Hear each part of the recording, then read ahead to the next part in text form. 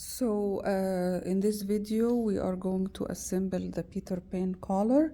The Peter Pan collar is made out of two pattern pieces. The top collar, and it's cut two from garment or garment fabric or muslin, and the under collar also cut two from garment and or garment or muslin fabric, and the interfacing also you will cut two. So I went ahead and I cut two of the muslin and two of the interfacing fabric, and then I'll move to the ironing board to attach the interfacing to the back of the under collar piece.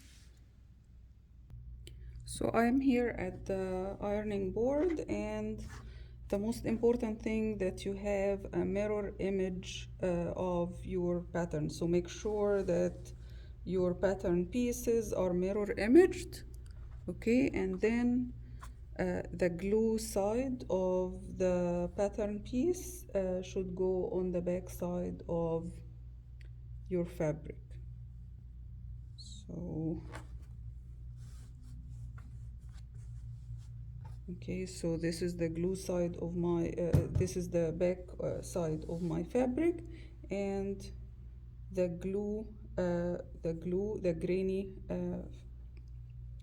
side of the interfacing goes on top of the back of your fabric, okay? And then you will press it in place.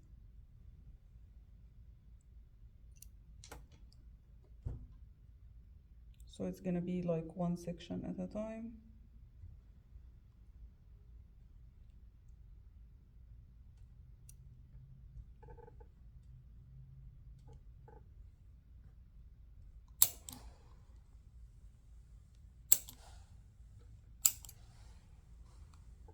Okay, and here is the other section.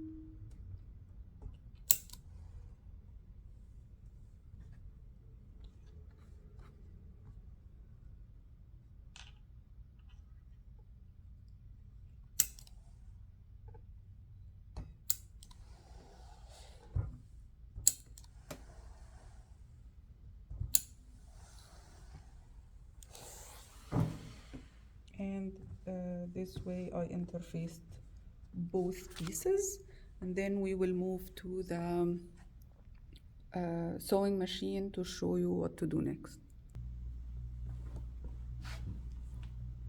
So after I interfaced the collar, I will indicate the seam allowance on both sides with a notch.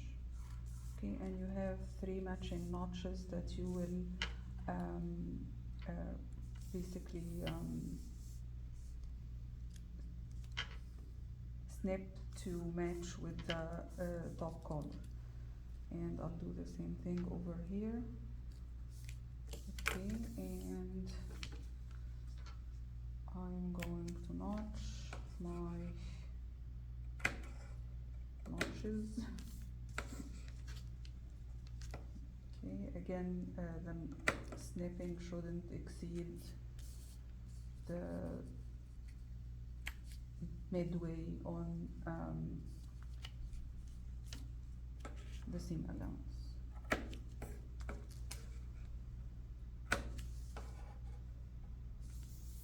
Okay, so this is the interfaced under collar, and this is the top collar.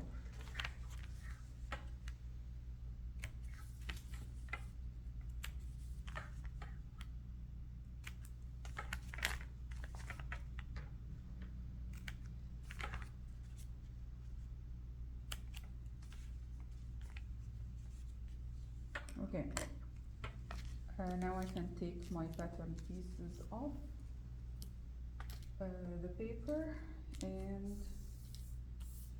I'll do the same thing with the under collar. Okay. Make sure that you don't mix them, because the under collar is a little smaller than the top collar, and that's intended so that it stays under the top collar, okay, right? The first step I'm going to do is I am going to mirror the under collar, and I know that this is my under collar because I already interfaced it, so and because of the pattern piece, and then when I separate the paper from the pattern for the top collar, I'll do the same thing where I will mirror it, okay? And after I mirror it, I will, so this would be the right side of the muslin for the top collar, and I will put the right side of the under collar to the right side of the top collar, and then I'll pin them together, and then I will proceed to sewing them. And when I sew them, I'll sew on the big curved side, and I will also sew the center back seam in this case. So this over here is the center back seam for these pieces. So I wanna sew all around, and I will leave the small curve not touched because that's the part that's going to be attached to the neckline of the bodice or the shirt, okay? So I will be matching my notches and edges, and I'll be pinning the pieces together.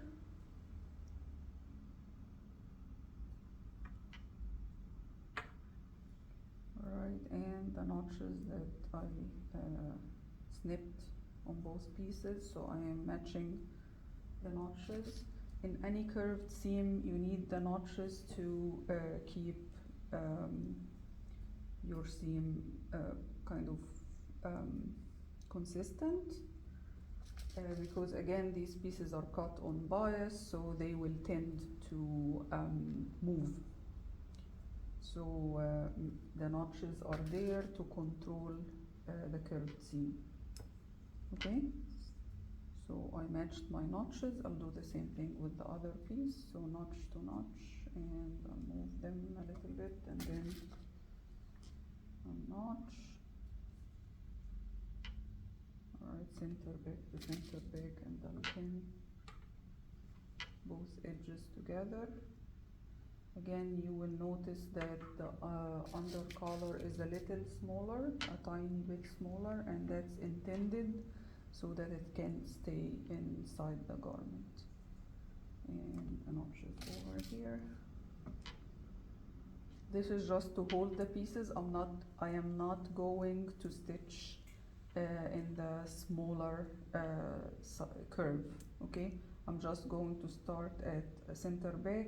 When I come to the corner over here, I'll keep my needle down and pivot, and then I will end over here at half an inch away from the edge, okay?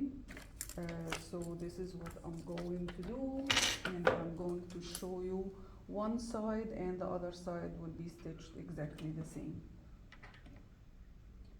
So I'm starting in the straight edge, and I am going to stitch number 2 stitch, and then back stitch, remove my pin, and I keep stitching until I get to the corner, which will be the intersection of the 2 notches basically, and I need to be half an inch away from the edge, and one more stitch. Okay, and now I will use the seam guide to sew the curved, the big curved seam. I can remove my pin.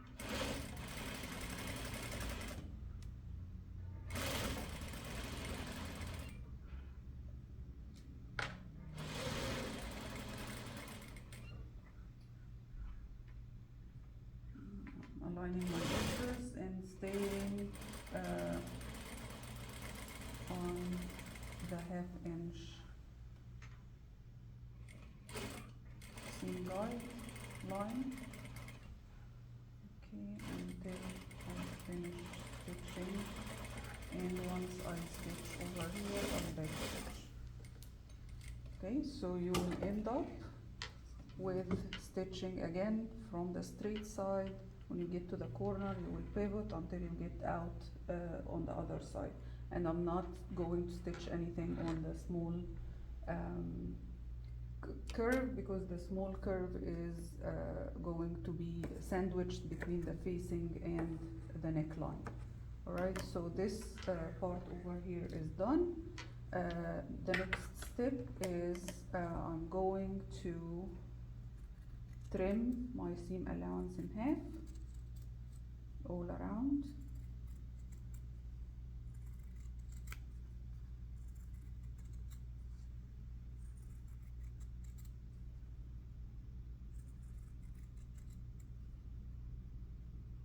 Okay, and when you come to a corner, you will cut the seam allowance diagonally without touching your stitching, okay? And then I will grade the seam allowance on both sides, and then I will also trim the seam allowance in half on this side and grade it a little bit out, okay? That will allow me to have a nice crisp corner over here. And also you will push your seam allowance towards the under collar or the interfaced side, and flip your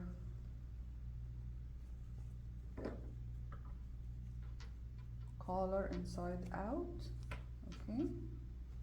Right, and I'll proceed to under stitching. And under stitching is I am going to pull the seam allowance toward the interfaced side, and I will top stitch it from the outside. Before I do that, I will use a pin to pull this corner out further, so it's a nice and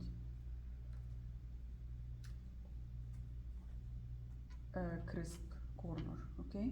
Again, I'll pull the interfacing towards, I'll pull the seam allowance towards the interfaced side, and I'll take it to the machine and top stitch it in place. So, in this case, again, here's my seam allowance, and I'm pushing it under the interfaced side, and I will stitch at a 1/16 of an inch away from the seam. Make sure that you're stitching the seam allowance under the interfaced side, and your needle will be stitching at a 1/16, and you will back stitch, and then you will stitch as far as you can go. You won't be able to stitch the whole seam, but most of it, and that's good enough to keep the under collar underneath the top collar. So what I'm doing is I'm pulling the seam allowance towards the interfaced side, and also pulling the two sides away from each other while I'm stitching, and you will be stitching maybe like 1 inch at a time until you can't go any further. Once you get to the point where you can't go any further, backstitch. And you're gonna do the same thing to the other side of the collar.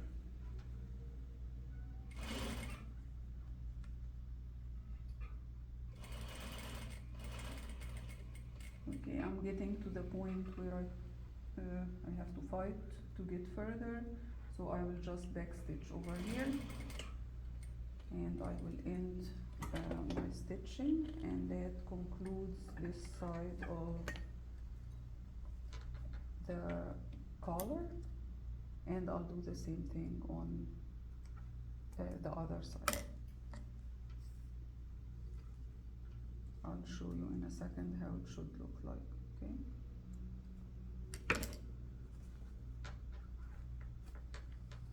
Alright, so this will be the top side of the collar, alright?